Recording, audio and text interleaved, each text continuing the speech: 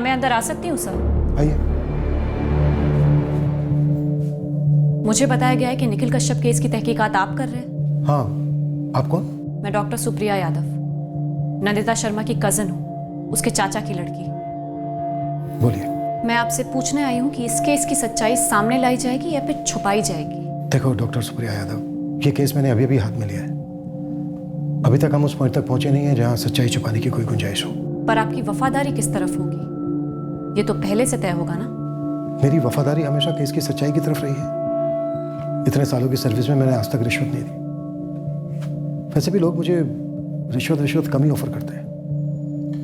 हाँ, अगर आप कुछ ऑफर करने आई हैं तो बात अलग है। आप ही बताइए ना सर, मैं आपको क्या ऑफर कर सकती हूँ? क्या लगेगा बताइए, मैं करने को तैयार हूँ। केस को रफा दफा करने के लिए? ईमानदारी से तहकीकात करने के लिए। मेरी बहन नंदिता के साथ इंसाफ होना चाहिए, उसके गुनाहगारों को सजा मिलनी चाहिए किसी भी कीमत पर। मुझे नहीं पता ईमानदारी की क्या कीमत होती है। हमें हमारा काम करने के लिए सरकार की तरफ से जो तनख्वाह मिलती है काफी है हमारे लिए। हाँ, कभी इससे ज्यादा चाहिए होगा तो मैं आपका ये ऑफर याद रखूंगा। सर, ये निखिल कश्यप इंसान के रूप में शैतान है, किसी भी एंगल से डॉक्टर नहीं है वो। देखो पंडित, तहकीकात करने वाली टीम को तुम जानते हो तो ऑब्वियसली उसका रेट भी जानते होगे तुम। कश्यप साहब, इस वक्त मैं सिर्फ इतना जानता हूँ कि एसपी ऑफिस से मेरा सस्पेंशन ऑर्डर निकल चुका है। अरे लग गई है मेरी। तो और भी बनता है पंडित, ये डील तुम ही कर लो। देखो, अगर वो 2 कदम बढ़ने को तैयार है ना तो हम 6 बढ़ेंगे। Just tell them. ठीक है, ट्राई करता हूँ। ट्राई बाय नहीं चलेगा। किसी भी सूरत में हॉस्पिटल में रेड नहीं होनी चाहिए, समझ रहे हो? अरे डॉक्टर साहब, मैं तो समझ रहा हूँ, लेकिन आप लोगों को भी शुरुआत से उस डॉक्टर सुप्रिया की लगाम खींचे रखनी चाहिए थी। आपकी बिरादरी की है ना वो। अबे लगाम ना तुम लोगों के हाथ में था, मैं जब खींचता। देखो, जल्दी से ये मामला रफा दफा कर दो, समझ रहे हो ना? क्या सिचुएशन है निखिल? क्रिटिकली है। तो डॉक्टर उमेश से कहकर उस सुप्रिया की बच्ची का मुंह बंद करवाओ ना। MBBS क्या पास कर लिया, पूरी दुनिया को फेल करने चली। बोलो उमेश को कि लड़की को टाइट करें और धमकी दो कि ज्यादा उछली ना तो उसका करियर बर्बाद कर देंगे। सैनी, ये ना सब कुछ सैनी का किया करा है। तो पैसे ठूसो उसके मुंह में, उससे बुलवाओ कि पहला पोस्टमार्टम रिपोर्ट गलत था, नया इशू करने को कहो। प्रॉब्लम क्या है? प्रॉब्लम वो नहीं है वैशाली। तो फिर प्रॉब्लम कहाँ है? और जहाँ पर भी है ये तहकीकात भारी पड़ेगी हमें। ये हॉस्पिटल की तलाशी वलाशी मतलब बर्बाद हो जाएंगे हम लोग। कुछ नहीं होगा, समझ रहे हो? प्लीज मुझे कोई हल सोचने दो। क्यों सोचोगे? मैं हल दे रही हूँ ना। उन सब से कहो जो हमारे सर्कल में रहे हैं कि अगर हम डूबेंगे तो उन सबको भी साथ लेकर डूबेंगे। उन सब के पत्ते हमारे हाथ में। अगर अब नहीं खेलेंगे तो कब खेलेंगे? जेल में। जिस सच का पर्दाफाश करने हम निकले थे वो सालों से बेरोक बराबर चलता आ रहा रैकेट था, जिसे कई लोगों का आशीर्वाद था और संरक्षण था। पर हमारा रास्ता रोकने वाली तमाम मुश्किलों के बावजूद हमने उस रैकेट को एक्सपोज कर उसे खत्म करने की ठान ली थी। हमारी इन्वेस्टिगेशन शुरू हुई एक मौत से, एक जवान औरत नंदिता शर्मा की रहस्यमय मौत।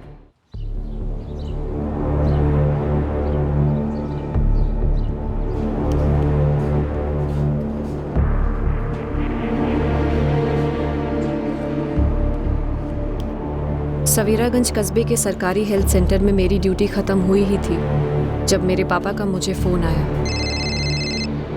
हाँ पापा, शिफ्ट अभी खत्म हुई है, मैं बस अभी घर के लिए निकल ही रही हूँ। सुप्रिया बेटा जल्दी पहुँच, हमें भानुगढ़ पहुँचना है तुरंत। क्या हुआ पापा? नंदिता तो ठीक है ना? नहीं बेटा, उसे दिल का दौरा पड़ा है। दिल का दौरा? ये क्या कह रहे हैं पापा आप? नंदिता को हार्ट अटैक कैसे आ सकता है? तेरे प्रकाश ताऊ जी का फोन आया था बेलाघाट से। अमित ने उनको फोन करके बोला है कि नंदिता को अटैक आया है। यशवंत, तुम तुरंत निकलो और नंदिता के घर पहुंचो। जयश्री, काजल और मैं यहाँ बेलाघाट से निकल रहे हैं। पता नहीं क्या गड़बड़ हो गई। अमित का फोन आया था, कह रहा था कि नंदिता को हार्ट अटैक आया है, जल्दी आ जाओ। हाँ भैया, मैं अभी निकलता हूँ भानुगढ़ के लिए। अच्छा यशवंत, तुम सुप्रिया को साथ ले जाना, वो समझ पाएगी सब कुछ।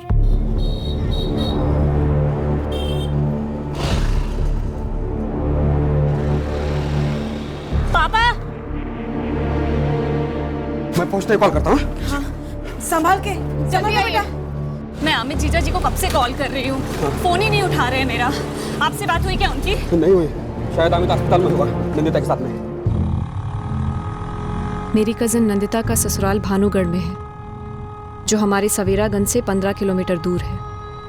मेरी समझ के बिल्कुल बाहर था कि एक जवान और स्वस्थ औरत को एकदम से हार्ट अटैक कैसे आया था। जब हमारी लास्ट बात हुई थी तब तो वो अच्छी थी। अब सब कहने वाले थे कि वो परेशान सी रहने लगी थी। उसके घर वाले भी सभी कहते कि उन्होंने उसका टेंशन महसूस किया था, पर हार्ट अटैक ये कोई कैसे मान लेता।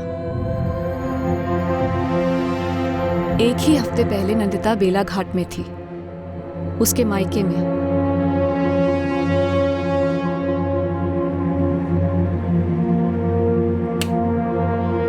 फिर कहाँ हो गई? कहीं नहीं रे। दीदी इतनी उदास लग रही हो, कुछ हुआ है क्या? ना बाबा। क्या ना बाबा? 5 दिन हो गए आए हुए, ठीक से बात कियो ना, स्माइल कियो। किसे उल्लू बना रही हो? दीदी कुछ तो बोलो। आलू उबल गए हैं, ठंडे करके छील दे।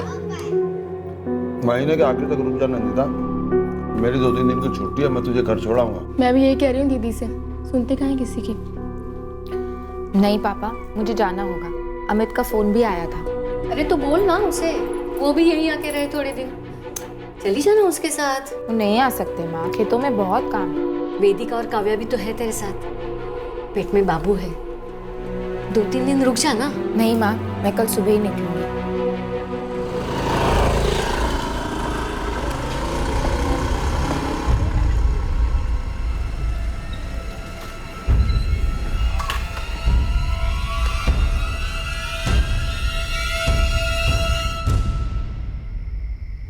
मुकुंद को 100 रुपए देना, उसको शमशान खोलने के लिए बोलना। आज रात को ही अंतिम संस्कार करना है। ये पीतल की थाली, पीतल की थाली लाने के लिए कहा था ना? बोला था ना। जा अंदर। अरे बॉडी में लगाने के लिए घी चाहिए होगा। हाँ 1 मिनट, लकड़ी का देखा क्या? हाँ लकड़ी का देखा। हाँ ठीक, हाँ जल्दी भेज दो। तो मुकुंद को पूछो शमशान का गेट खोला कि नहीं। जीजा जी, ये हुआ कैसे? अरे सुप्रिया, अच्छा हुआ तू आ गई, मैं तुझे ही फोन करने वाला था। पूजा की सामग्री कहाँ है? अब हर चीज अलग से बतानी पड़ती है। राजेंद्र जी क्या है ये? यशवंत जी, जबरदस्त अटैक था, नंदिता झेल नहीं पाई। परसों ही तो बात हुई थी मेरी, तब तो सब ठीक था, एकदम अचानक से कैसे हो गया? गौरव, अरे जाके देखो पंडित जी कहाँ टाइम पास कर रहे हैं। क्या किया रास्ते में? जीजा जी कुछ पूछ रही हूँ मैं आपसे। सुप्रिया, डॉक्टर तू है कि मैं? तुझे पता होगा ना कि ये हार्ट अटैक क्या होता है, कैसे होता है, कब आता है? बोल के तो नहीं आता ना? अब आ गया दिल का दौरा, गुजर गई। अब क्या हुआ, कैसे हुआ? बाल की खाल करने से बहू तो लौट के आने से रही। बस अब अंतिम विधि कर लेते हैं।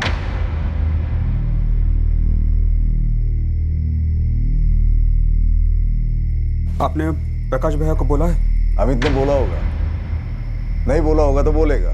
अरे सुप्रिया, एक काम करना, तू ही नंदिता के माँ बाप को फोन कर दे। मुझसे नहीं होगा, मेरी हालत खराब है। वेदिका और काव्या कहाँ है? अंदर है, रो रो कर हालत खराब है उनकी। फोन निपटा और जाके उनको संभाल, और मेरा दिमाग खाना बंद कर। जा। जरूर कुछ दाल में कुछ काला है, कुछ तो गड़बड़ है। काम करो, ताऊजी को फोन करो, मैं जाके वेदिका और काव्या को देखती हूँ। हाँ यशवंत, कौन सा हॉस्पिटल में है नंदिता? हम लोग डायरेक्ट वहीं पहुंचते हैं, हमारी पास अभी निकलने वाली है, सुबह 9 बजे तक वहाँ टच हो जाएंगे। प्रकाश भैया, नंदिता हॉस्पिटल में नहीं है। तो घर भेज दिया उसे, ठीक तो है ना वो? भैया वो नंदिता नहीं रही भैया। यशवंत क्या बोल रहा है? यहाँ बहुत गड़बड़ है भैया, ये लोग अंतिम संस्कार की तैयारी कर रहे हैं। सीधे सीधे कोई कुछ नहीं बोल रहा है भैया। वेदिका बोल बेटा, क्या हुआ था? मम्मी बीमार पड़ी थी क्या? मुझे नहीं पता मौसी, मम्मी पापा बाहर गए थे, पापा नहीं बता रहे क्या हुआ मम्मी को।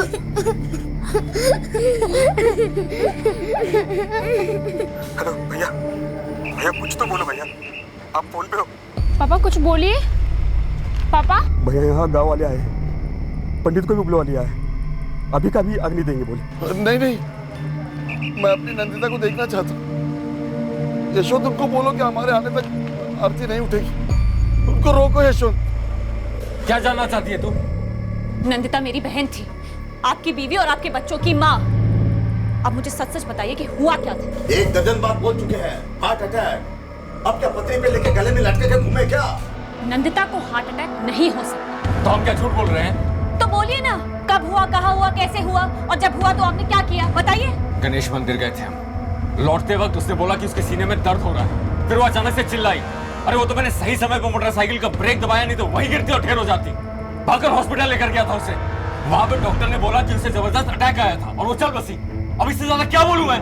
राजेंद्र जी, अमित, प्रकाश भैया, भाभी और काजल तीनों निकल चुके हैं। वो सुबह कल 9 बजे तक पहुंचेंगे। उन्होंने कहा है, साफ साफ कहा है कि वो आने तक आग नहीं दी जाएगी। अरे ऐसी भी क्या जल्दी है? सुप्रिया, आवाज नीचे करके बात कर। तुम मेरे घर में खड़ी हुई और मेरी बहू के बारे में बात हो रही है। अमित नंदिता का पति है और अमित ने यह तय किया कि क्रियाक्रम अभी होगा, मतलब अभी होगा। पंडित जी, अब तैयारी करो। चलिए हट जाओ। राजेंद्र जी, आपको समझ में भी आ रहा है क्या कह रहे हैं? चलो बांधो जल्दी। चलो चलो। अरे यशवंत जी, समझा दीजिए इसे। मेरा ना अभी दिमाग हटा हुआ है। पत्नी मरी है मेरी, मजाक नहीं हो रहा है। अगर किसी ने भी हंगामा किया ना, हाथ उठ जाएगा मेरा, बोल देता हूं मैं। चलिए उठाइए।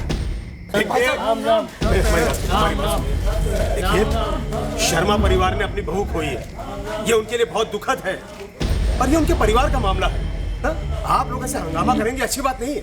और फिर ये मत भूलिए, आप नंदिता की तरफ से भी हैं। इसीलिए तो हंगामा कर रहे हैं सरपंच जी। आप समझ क्यों नहीं रहे? देखिए, नंदिता के माँ बाप कल सुबह होते ही यहाँ पहुँच जाएंगे। ऐसे भी क्या जल्दी है क्रियाक्रम करने की? कुछ तो जरूर गड़बड़ है।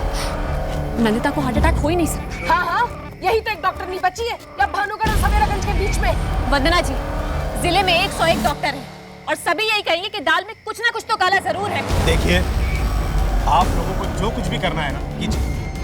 अब हम इसमें आपकी कोई मदद नहीं करेंगे।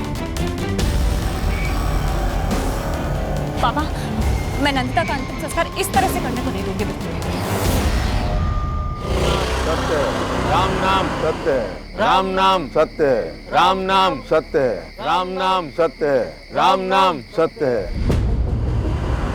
राम सत्य, राम नाम सत्य, राम नाम सत्य, राम नाम सत्य, राम नाम सत्य, राम नाम सत्य, राम नाम सत्य, राम नाम सत्य, राम नाम सत्य, राम नाम सत्य, राम नाम सत्य, राम नाम सत्य, राम नाम सत्य, राम नाम सत्य, राम नाम सत्य, राम नाम सत्य, राम नाम।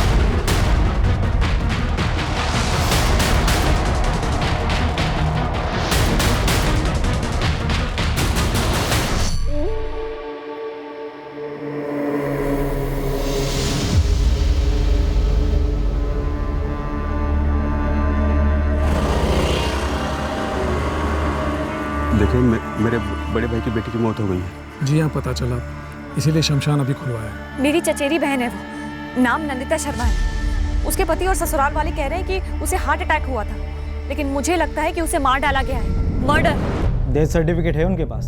मुझे नहीं दिखाया। और कोई सबूत? जी नहीं। देखिए, मेरी बहन के माँ बाप कल सुबह पहुँचने वाले हैं और ये लोग उसका क्रियाक्रम करने की जल्दी में है, रातों रात। देखिए मैडम, बिना डेथ सर्टिफिकेट के तो क्रियाक्रम हो नहीं सकता। उनके पास जरूर होगा और घरेलू मामला है। अगर हमारे बिना ही संभालेंगे तो बेहतर होगा। पुलिस से दखल मत दिलवाना। अरे, ऐसा क्यों बोल रहे हैं आप? मैं डॉक्टर हूँ, मुझे पता है कि मर्डर हुआ ही होगा।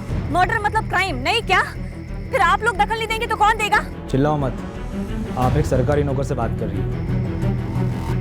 मुझे स्टेशन इंचार्ज से बात करनी है। साहब नहीं है, साहब की ड्यूटी खत्म हो गई, घर चले गए वो। मोबाइल नंबर दीजिए मुझे उनका। नहीं दे सकते आप। प्लीज दीजिए, हाथ जोड़ती हूँ।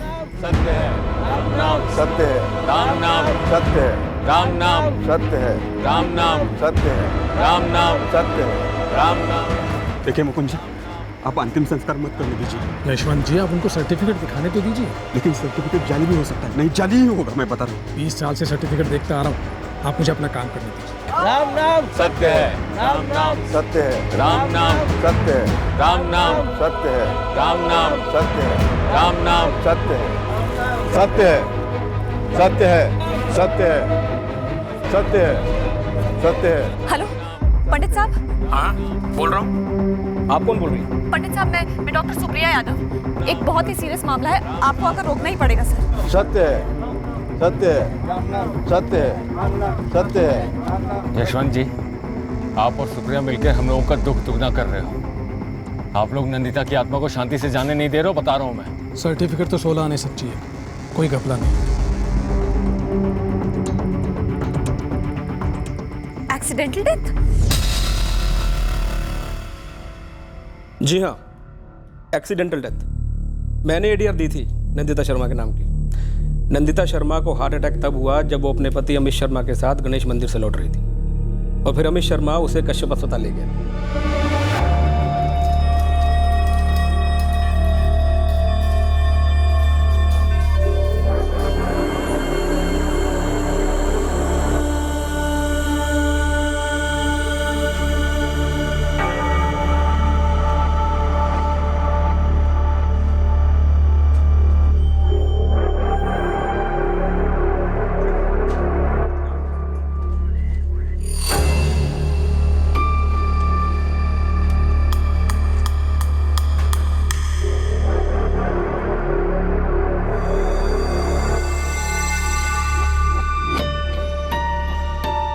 नंदिता अमित शर्मा, उम्र कितनी? 28 साल। पूरा ब्यौरा लिखवा दो, कहाँ से आ रहे थे, कहाँ जा रहे थे और हार्ट अटैक कौन से स्पॉट पे हुआ? हम लोग गणेश मंदिर से लौट रहे थे। वो तालाब के पास वाला गणेश मंदिर में। कब हुआ हार्ट अटैक? देखिए पूरा बोलिए। हार्ट अटैक हुआ और एडीआर फाइल की गई। Accidental death report. अटैक कहाँ हुआ? रास्ते पर ना, तो रास्ते पर हादसा मतलब एक्सीडेंटल डेथ। लेकिन पंडित साहब, एडीआर फाइल की गई ऐसा कह रहे हैं आप, तब तो पोस्टमार्टम होना जरूरी है। वो क्यों नहीं हुआ? डॉक्टर हूं मैं, कायदे मुझे भी मालूम है। अरे मैडम, आप डॉक्टर हैं तो मैं भी पुलिस वाला हूँ। ये एडीआर फॉर्मेलिटी होती है, समझा करो। नहीं समझा करूंगी। और ये फॉर्मेलिटी कैसे हो सकती है? फॉर्मेलिटी मतलब आपकी बहन की डेथ नेचुरल हुई है, कुदरती कारणों से। मामला बेकार में मत बिगाड़ो, क्रियाक्रम होने दो शांति से। लेकिन पंडित साहब, ये पापा ये मौत नेचुरल किसी एंगल से नहीं है। लेकिन बेटा, बड़े हॉस्पिटल का सर्टिफिकेट है। होने दीजिए, एडीआर फाइल हुई है। बिना पोस्टमार्टम के नंदिता का अंतिम संस्कार नहीं हो सकता, चाहे जो हो जाए। ये फाउल प्ले है। रुकिए। रुक जाइए। रुकिए। हटिए यहाँ से, हटिए। आप बॉडी को आग नहीं दे सकते। ए लड़की, चल हट। तू सगी बहन नहीं इसकी। और यशवंत जी चाचा है, सिर्फ चाचा। ओ मुकुंद जी, हॉस्पिटल रिपोर्ट के साथ साथ पुलिस की एडीआर रिपोर्ट भी। केस होगा ही होगा, मैं केस करूंगी और आप सब बुरे फंसेंगे। भाई साहब, ये मुझे क्यों कैसे जाना इसमें? सुप्रिया, देखो, डॉक्टर कश्यप भानुगढ़ के जाने माने डॉक्टर, उनकी बहुत इज्जत है यहाँ पर। तुम उन्हें झूठा कह रही है। देखिए सरपंच जी, सुप्रिया सही कह रही है। एडीआर है तो पोस्टमार्टम जरूरी है। नहीं, जरूरी है कि अभी के अभी आप लोग यहाँ से निकले, समझे? तेरी हिम्मत कैसी हुई मेरी बेटी को हाथ लगाने की? यशवंत जी हटाओ। तुम्हारी हिम्मत कैसी हुई हमारे घर के मामले में दखल देने की? हम सब फंसेंगे, इसलिए जब तक ये क्लियर नहीं हो जाता मैं ये काम करने वाला हूँ। एक मिनट। नंदिता का पोस्टमार्टम तो मैं करवा के रहूंगी, चाहे जो हो जाए। अमित, देखो, मुकुंद, हम में से कोई भी नहीं चाहेगा कि हम लोग पुलिस केस में फंसे। जी, हमारे पास भी डॉक्टर कश्यप का मेडिकल रिपोर्ट है। तो इनके पास भी पुलिस की एडीआर है। पोस्टमार्टम जरूरी है और ये खुद डॉक्टर है, सब जानती है। आप भी आ गए इन बाप बेटी की झूठी बातों में। अरे ये तो हमारे गांव के हैं भी नहीं और सब पैसे के लिए कर रहे हैं। पैसा? तू देगा हमें पैसा? हाँ, तू देगा हमें पैसा? ये तो तूने मेरे भतीजे का मर्डर किया है और ऊपर से झूठ बोल रहा है।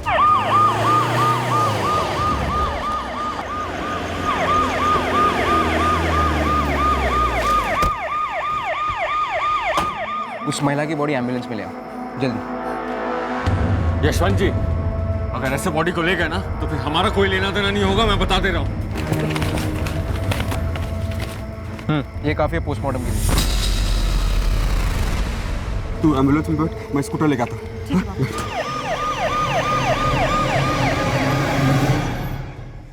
भैया आप क्या करेंगे? बाबा। राजेंद्र जी, मैं तो पहले ही कह रहा था, ये मामला लफड़े वाला है। वाह सरपंच जी, इतनी जल्दी पलटी मार लिया। अरे आपके पास टाइम था ना, वो लड़के और उसके बाप के आने से पहले मामला निपटाते थे। बाबा, ये सुप्रिया बहुत भारी पड़ रही है।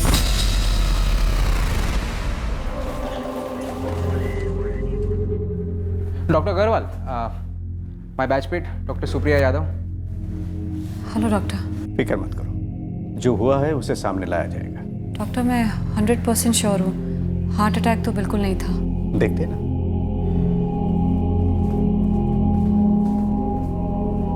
अतुल, तू कुछ कह रहा था, कश्यप हॉस्पिटल मतलब झोल।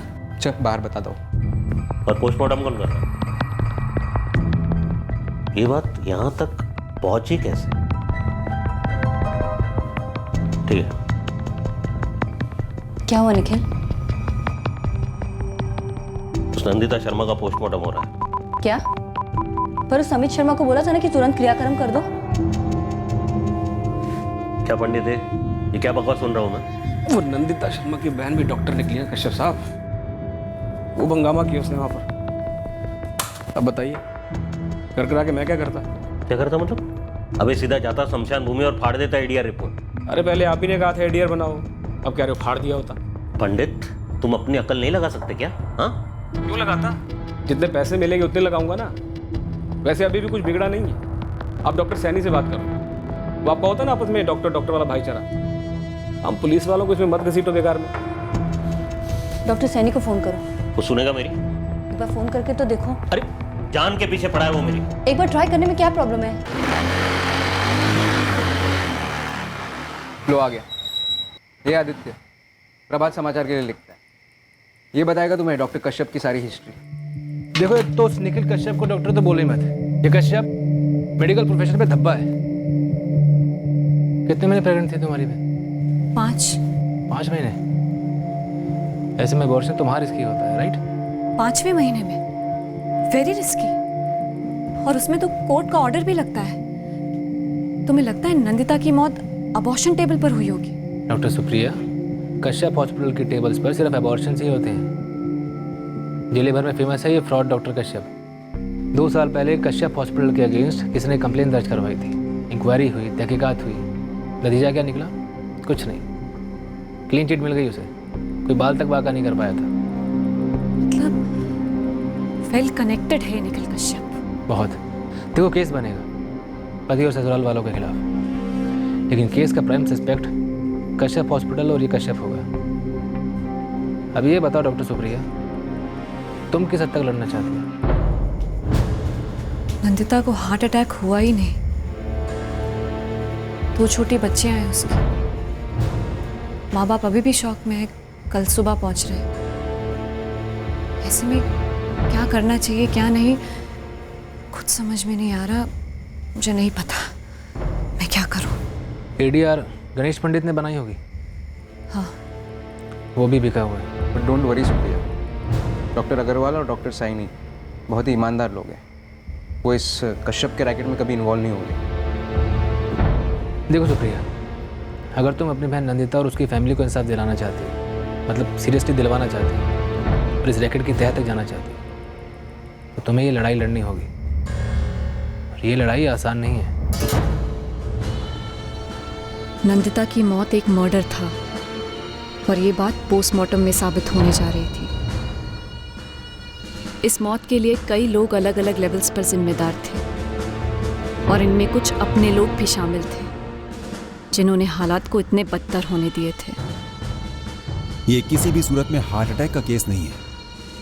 अगर सही मायने में कहा जाए तो ये एक मर्डर है। लगभग 5 महीने के फीटस को अबॉर्ट करते वक्त हैमरेज हुई है। ब्लीडिंग रोक नहीं पाए होंगे।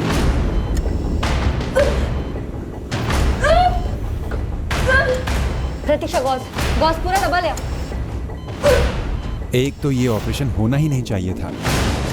5 महीने का फीटस था। दूसरी बात, ये ऑपरेशन भ्रूण हत्या का केस मालूम होता है और गर्भ निकाल दिया गया। जुर्म को छुपाने की एक शातिर कोशिश की गई है। सर मुझे पोस्टमार्टम रिपोर्ट कब तक मिल जाएगी? All the best doctor.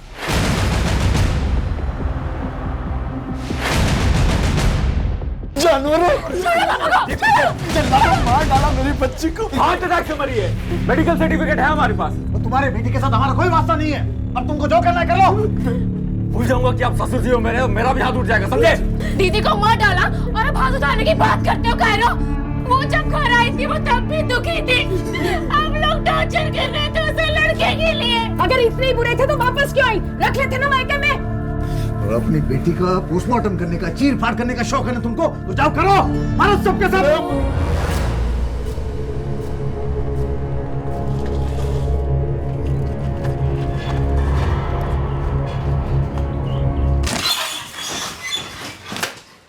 Accidental report बोल रहे थे ना आप? अब ये देखिए पोस्टमार्टम रिपोर्ट। मैडम एडीआर में साफ साफ लिखा है कि मौत हार्ट अटैक से हुई थी। निखिल कश्यप उसकी पत्नी वैशाली कश्यप, नंदिता का पति अमित शर्मा, पिता राजेंद्र शर्मा और उसकी बीवी वंदना शर्मा, ये सभी शामिल हैं नंदिता की हत्या में। एफआईआर दर्ज कीजिए आप अभी के अभी। बस इतना ही नाम? नहीं, 4-6 नाम और जोड़ दीजिए जिनके साथ आपकी निजी दुश्मनी, जिनसे जलती हो आप। अब इतने इज्जतदार डॉक्टर पर कीचड़ उछाल रही हैं आप, तो कोई ना कोई निजी मकसद तो होगा तुम्हारा। इस वक्त मेरा मकसद है आप सभी को चौराहे पे खड़ा करके अच्छे से पिटवाऊं सबको। ए लड़की, तेरी बहन, तेरी चचेरी बहन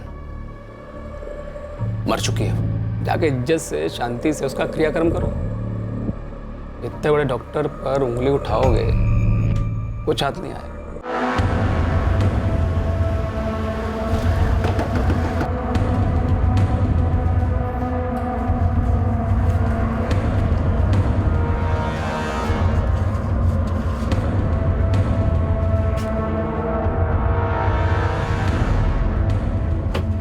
कंचन, प्रिंट, टीवी, ऑनलाइन सभी मीडिया पर्सन को राजेंद्र शर्मा के घर भेजो तुरंत।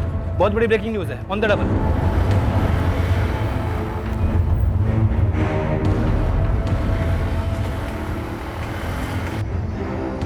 अब नंदिता के लिए लड़ाई शुरू हो गई थी। दुख की बात यह थी कि ये लड़ाई दरअसल तब होनी चाहिए थी जब नंदिता जिंदा थी।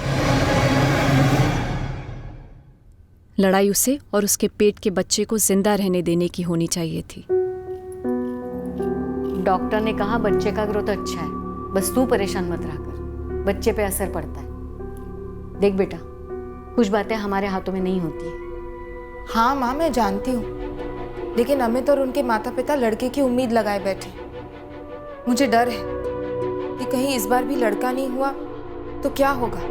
अमित, डॉक्टर ने कहा है सब सही जा रहा है, घर भी फर्स्ट क्लास है। बस फर्स्ट क्लास घर में लड़का होना चाहिए पापा जी।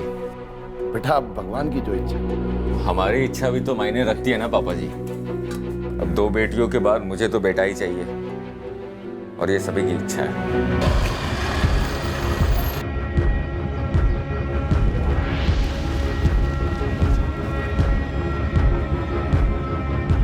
अमित, अमित,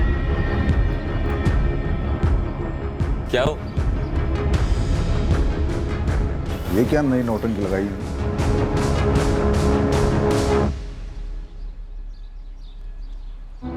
ये क्या कर रहे हो? यहां पे क्यों लाए हो? ये क्या हो रहा है?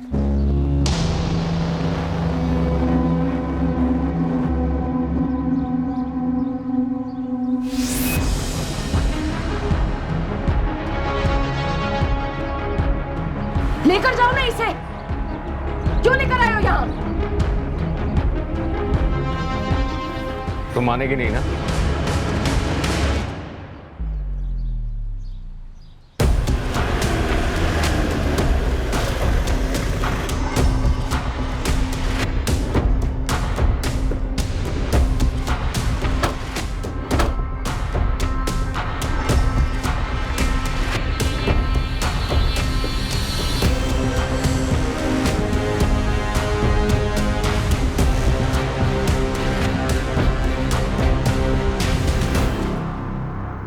मेरी बहन का मर्डर हुआ है।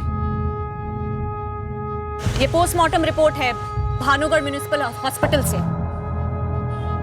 जिसमें साफ लिखा है कि नंदिता की मौत गैर कानूनी तरह से अबॉर्शन करने की वजह से हुई है। डॉक्टर निखिल कश्यप के अस्पताल में 5वें महीने की प्रेगनेंसी में अबॉर्शन पॉसिबल नहीं हुआ, फिर भी किया गया, और एक्सेसिव ब्लीडिंग के कारण नंदिता की मौत हो गई टेबल पर।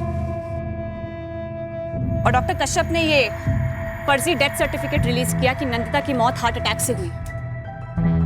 उसके बाद भानुगढ़ पुलिस स्टेशन के असिस्टेंट पुलिस इंस्पेक्टर गणेश पंडित ने यह फर्जी एडीआर रिलीज किया। मेरी बहन नंदिता के मर्डर में उसका पति अमित शर्मा, सास वंदना शर्मा और ससुर राजेंद्र शर्मा, ये तीनों शामिल हैं। और साथ में शामिल है ये निखिल कश्यप और उसकी पत्नी वैशाली कश्यप, जो बेसिकली डॉक्टर्स है ही नहीं। वो गैर कानूनी भ्रूण हत्या कराने का बिजनेस चला रहे हैं अपने हॉस्पिटल में। उनके पास कोई डिग्रीज, कोई सर्टिफिकेट्स नहीं है, वो डॉक्टर्स नहीं है। जी हाँ, ये एक ग्रॉस मेडिकल माल प्रैक्टिस का केस है, जो बिना किसी कोर्ट ऑर्डर के 5 महीने के फीटस को अबॉर्ट करने की नाकाम कोशिश की गई और एक्सेसिव ब्लीडिंग के कारण पेशेंट की मौत हो गई। बॉडी पर पोस्टमार्टम मैंने की है। इन अ नटशेल, ये किसी मर्डर से कम नहीं है। और ये कोई टॉप सीक्रेट नहीं है कि निखिल कश्यप के सो कॉल्ड हॉस्पिटल में रैम्पेंटली इलीगल अबॉर्शंस और फिटिसाइड होते हैं। क्या ये सच है कि डॉक्टर उमेश धवन ने 2 साल पहले निखिल कश्यप के खिलाफ इंक्वायरी करने के बाद उसे क्लीन चिट दी थी? ऐसा हुआ था और ये जरूरी है कि ऐसी बोगस इंक्वायरी को क्वेश्चन किया जाए, ऐसी क्लीन चिट को क्वेश्चन किया जाए। और ये पता लगाना जरूरी है कि ये इंक्वायरी किसी मैल प्रैक्टिस को एक्सपोज करने के लिए की गई थी या उसे छुपाने के लिए। सॉरी, मुझे इस मामले में कुछ नहीं कहना है। No comment. देखिए, मैंने अपनी फाइंडिंग्स टेबल कर दी थी। हाँ, अब 2 साल पहले क्या हुआ ये मुझे याद नहीं है, और फिलहाल क्या हो रहा है इसके बारे में मुझे कुछ नहीं पता। Look, you have to excuse me, मैं काफ़ी बिजी हूँ। मुझे एक अर्जेंट सर्जरी के लिए जाना है। I am very sorry. Thank you.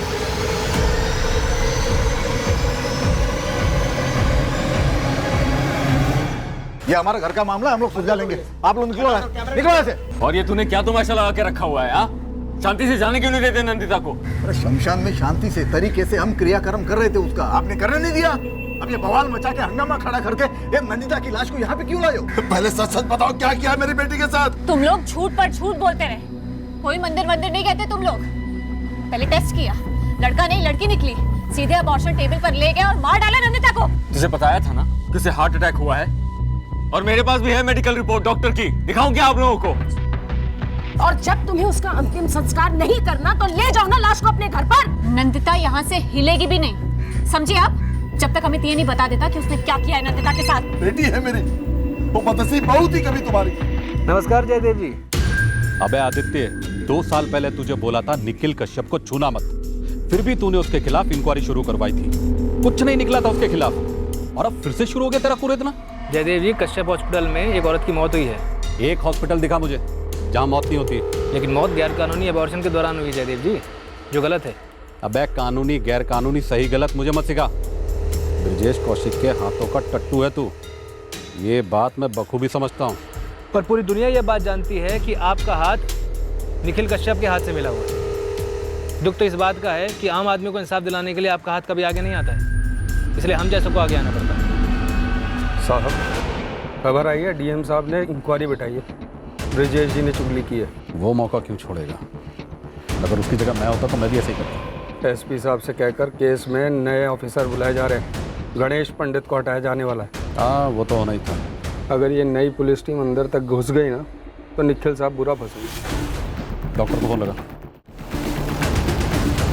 पूछ के मारा मेरी बेटी को। ये मीडिया वालों को पूरा क्या हंगामा करने लगा हो? क्या बोलेगा तू? क्या है? आप इल्जाम लगा रहे हम पे। नमस्ते नमस्ते नमस्ते नमस्ते नमस्ते। विजय जी, ये प्रकाश जी हैं पिता, और ये हैं डॉक्टर सुप्रिया यादव, चचेरी बहन। मुश्किल घड़ी है, हम साथ हैं तुम्हारे। विजय जी, ये घरेलू मामला था, पति पत्नी ने मिलकर तय किया था बच्चा गिराने। चुप रहे कमीने, कत्ल किया है मेरी बेटी का इन लोगों ने। ब्रजेश जी, जब तक नंदिता के गुनाहगारों को सजा नहीं मिलती और एफआईआर दर्ज नहीं होती, नंदिता यहाँ से हिलेगी भी नहीं। देखिए डॉक्टर साहिबा, थोड़ा शांति से काम लीजिए और थोड़ा समझदारी से भी। डीएम और एसपी के ऑर्डर्स निकल चुके हैं। जब तक ऑर्डर पे अमल नहीं होगा ब्रजेश जी, अंतिम संस्कार नहीं होगा।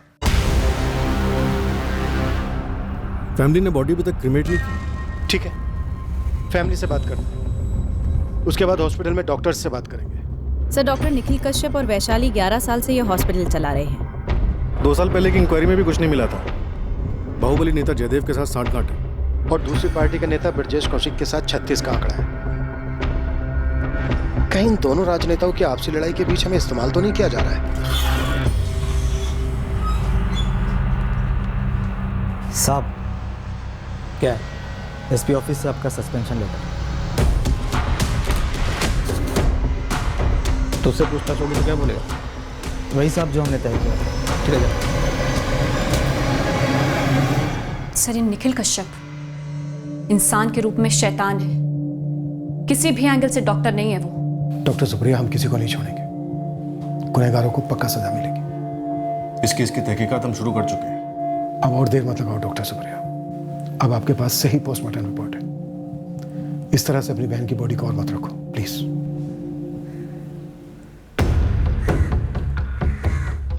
सर, लगता है यहाँ से फरार हो गया है कश्यप जोड़ा। मैं घर के सर्च ऑर्डर के लिए डीएम साहब से बात करता हूँ। नरेश हॉस्पिटल स्कैन कर रहा है।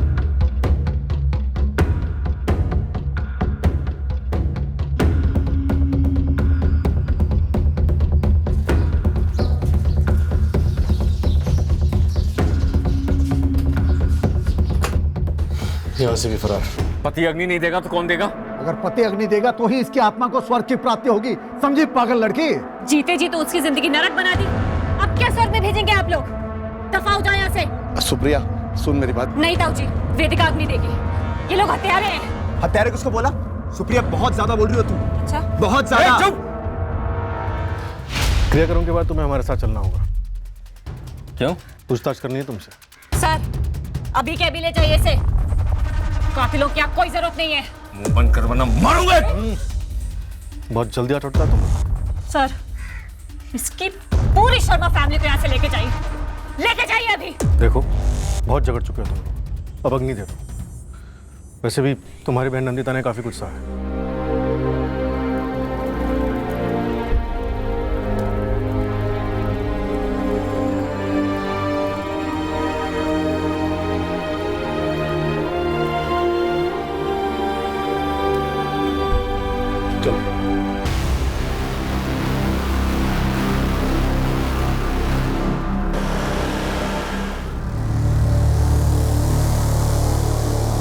जयदेव जी अब आप ही को कुछ करना होगा। इस पंडित ने तो हाथ खड़े कर दिए। किसी भी सूरत में नई टीम हॉस्पिटल में घुस लेनी चाहिए बस। सारा स्टफ अंडरग्राउंड हो गया ना? हाँ, सिवाय एक दूध वाले रतन नामदेव के। साला हाथ ही नहीं लग रहा है। कोई बात नहीं, मेरे आदमी ढूंढ लेंगे उसे। मामला ठंडा होने तक तुम बस जमे रहो जहां भी हो।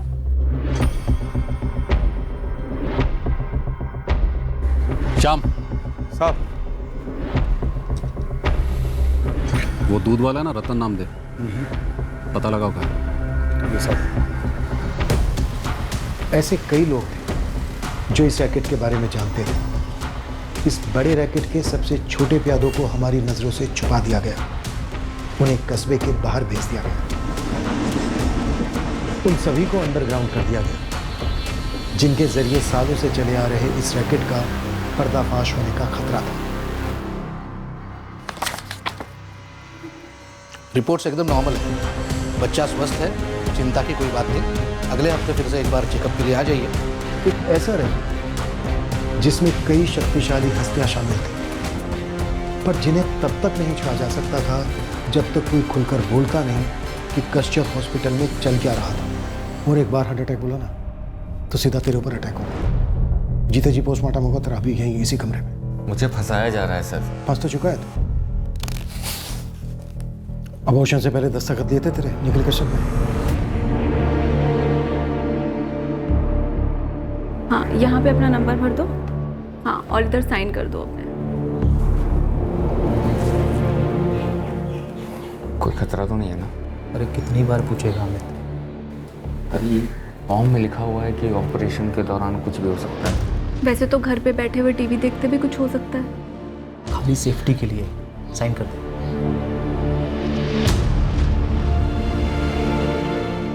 वही दस्तखत भारी पड़ेंगे तुझे। ये लोग निखिल कश्यप और गैंग, उन्होंने बलि का बकरा बनाया तुझे। वो तो बड़े आराम से बच निकलेंगे। लेकिन सर मैं तो ऑपरेशन में था भी नहीं। वही तो समझदारी इसी में है, जो हुआ है सच सच बता दे, बाकी हम पता लगा लेंगे हॉस्पिटल। तेरे ना बोलने से कुछ नहीं होगा मुंशी। फॉरेंसिक ये साबित कर देगी कि एडीआर में तेरी राइटिंग है। सर आप तो जानते हैं मैं सिर्फ एक हवलदार हूँ। वही तो, तू क्यों अपनी नौकरी खोना चाहता है? नहीं सर, मेरे तो छोटे बच्चे हैं। जानता हूँ, बैठ बैठ बैठ। तभी बोल सच सच बोल। सर, डीएम ऑफिस से परमिशन आ गई है। हम निखिल कश्यप के घर और हॉस्पिटल में घुसकर तलाशी ले सकते हैं और सबके फोन सर्वेलेंस पे डाल सकते हैं। चल अमित, हम इन बड़ी मछलियों को भी जाल में फंसाने की कोशिश करेंगे, पर पूरी संभावना है उनके बच निकलने की।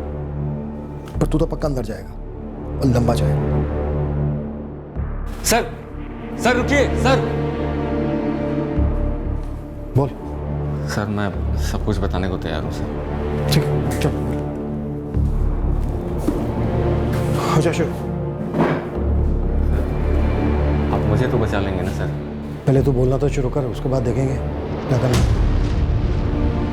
ये केस उस सच की नींव पर खड़ा होने जा रहा था जो अमित हमें बताने वाला था कि आखिरकार उसकी पत्नी नंदिता के साथ हुआ क्या था।